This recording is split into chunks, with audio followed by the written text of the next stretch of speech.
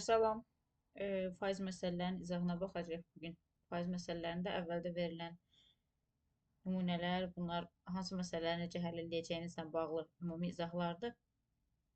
Testi səhv eləmirəmsə mən göndərmişəm sizə. E, Gəlin baxaq sualların bəzilərinə. Baxın, faiz məsələlərində ən rahat istifadə olunan rəqəm 10, 100, ümumiyyətlə sıfırlı olan rəqəmlərdir, belə deyək. Çünki bunları bölmək, vurmaq, toplayıb çıxmaq çox daha rahatdır.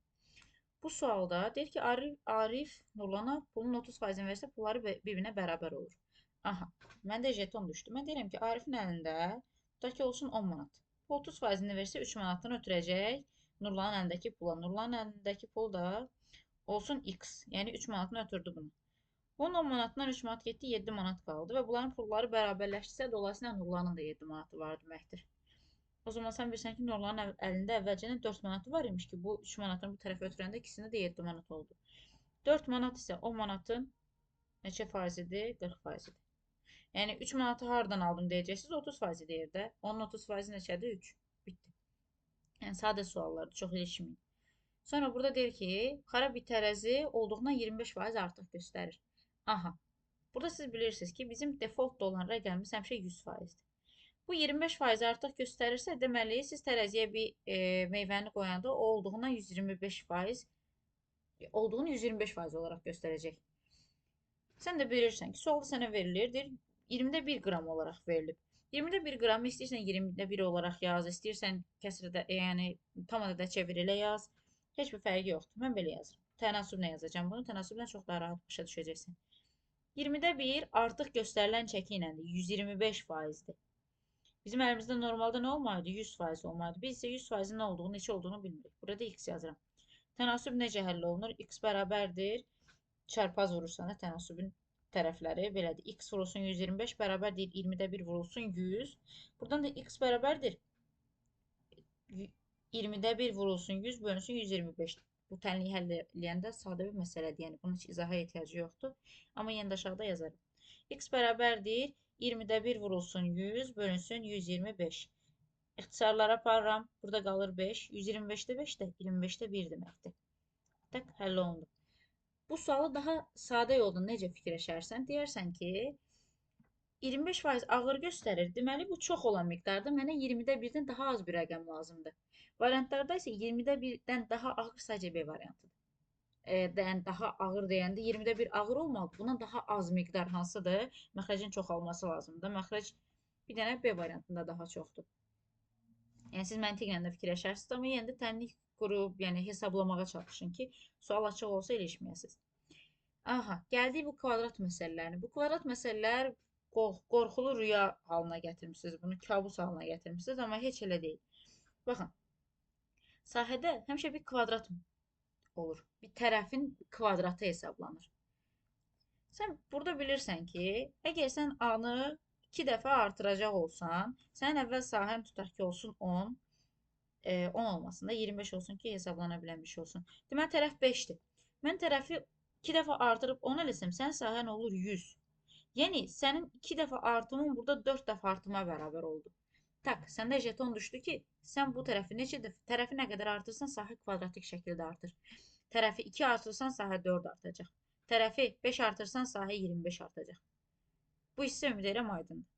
Bir də gəlirsən perimetr məsələlərinə. Perimetrdə bilirsən ki, 4 sadə, bitdi. Yəni, məsəl üçün, perimetr olsun 10, 12, tərəf olsun 3. Sən tərəfi artırdın, tutaq ki, 3 dəfə 12. Bu nə olacaq? 36. 9 edirik 3 dəfə artıranda mən nə yazdım? Bunu da 3 dəfə artırırsan 36. Nə qədər artırsa o qədər artır da. 3. Yəni sadə düz asıllıqdır. Biz buna deyirik düz mütənasib asıllıq. Bu isə kvadratik asıllıqdır. Aha, 69% artdı. Mən sahəni götürürəm 100. 100 imiş sahə əvvəl. Sonra sahə artdı oldu 169. Düzdürmü? Yerinə rəqəm qoyub eləyə bilərsənmi? Çox rahatlıqla eləyərsən. Sahə 100 isə deməli tərəf 10 imiş. Tərəf 10 imişsə bunun perimetri də buradan bura nə qədər artımdır? Yəni belə onun tənliyini ayrıca qura bilərsən. Amma mən burada anlatmağa çalışdığım şey kvadratik və düz mütənasib asıllığı başa düşməyindir. Və burada 100-dən 169-a gedib. Yəni Bu 10'un kvadratıdır. 169 ise 13'ün kvadratıdır. Dolayısıyla aşağıda 13 olmalıdır. Ondan 13'e ise artım 30%'dir. Başa düşdün bu hissəni? Yəni 30% artırmışıq ki, öncə qiymət 10 imiş, 30% artanda 13 olub və 13-də kvadratik şəkildə artıranda 169. Yəni əvvəlcə 100 imiş, 169-a çatması üçün də 69% artım olub. Yəni burada cavab 30% artımdır. Keçirəm o biri suala. Bax, deyir ki, bir mağazada ayaqqabı qiymətləri 20% endirim etdikdə gündəlik satışlarda 40% artış olmuşdur. Şərt qarışıq görünə bilər. Qətiyyən tələsmirsən, başdan bir dənə sadə gedirsən. Yəni ardıcıllığı təqib edirsən. Ayaqqabı qiymətini götürürəm 10. Deyirəm ki, mən 10 manatdan satanda gündə 10 dənə ayaqqabı satırammış. Gəl ayaqqabı qiymətini 20% endirim eləyək. Ayaqqabının qiyməti 10 manatdır. 20% endirim eləyir 2 manat. Endirim eləyəndə də, yəni bu 2 manata endirəndə də 8 manata satmış oluram. Və satışlarda 40% artış. 10 manatdan 40% artış nə deməkdir? Yəni öncə 100% imiş, sonra da olub 40% artışla 140%. Yəni 10 manatdan getməlidir neçəyə? 14-ə. 14 satış eləmişik. Bu hissəyə qədər aydındır hər şey. İndi mən burada hesablama eləyirəm. Deyirəm ki, 10 manatdan, dənəsinə 10 manatdan 10 dənə ayaqqabı satında 100 manat eləyirəmmiş. İndi mən dənəsini 8 manatdan satıram və 14 dənə ayaqqabı satıram. Bunların hasili eləyəcək 112.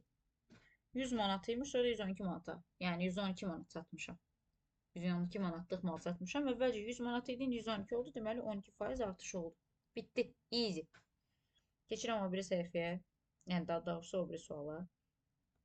Bir malın qiymətini 10% artırdıqda müştəri sayında 10% azalma hesab olunur. Aha, bu sualı oxudu, tak cavab yazdı, dəyişməz. Səhv yazdı. Niyə?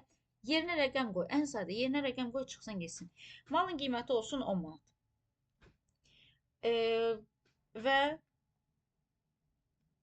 sən hər gün 10 nəfərə mal sat. 10 nəfərə 10 manatdan mal satsan, sənin 100 manatın olur gün sonunda.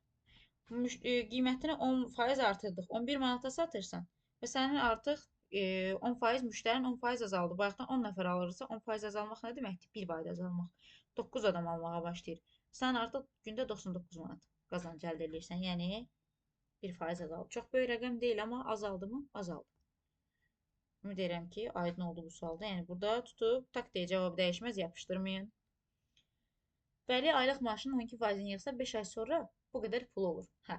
Vəlinin 5 ayda yığdığı pulu mən 1 aya bölürəm. Deyirəm ki, görək bu 5 ayda yığdığı pulu 1 ayda nə qədər kənara atırmış. Deməli 1 ayda 240 manatı kənara atırmış ki, 5 ayın sonunda 1200 manatı olsun. Bu 240 manat da onun maaşının 12%-dir. Bu maaşının 12%-i isə mən belə tənasüb qururam. Deyirəm ki, bu qiymətə görə bunun 12%-dirsə, maaşın 100%-i nə qədərdir? Sual işarəsi, yəni də x qoyaq.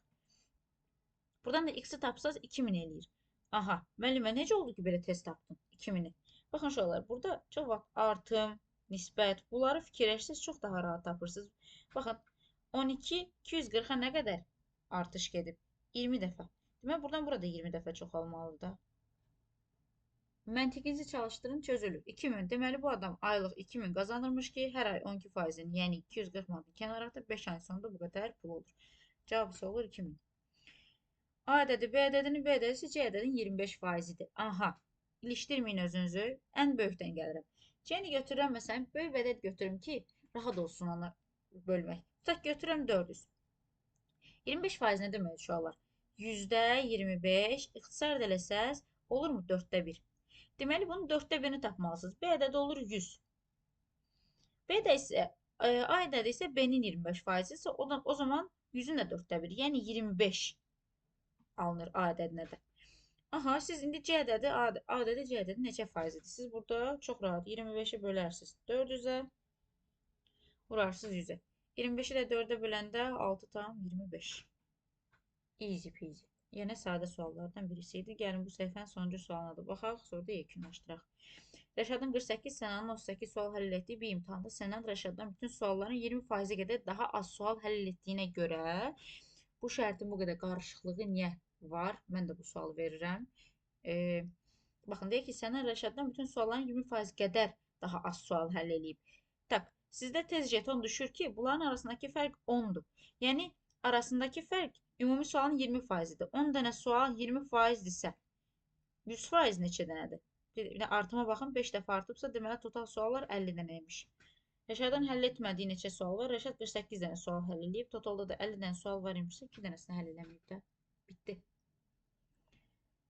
Bu səhifənin izahı bu qədər idi.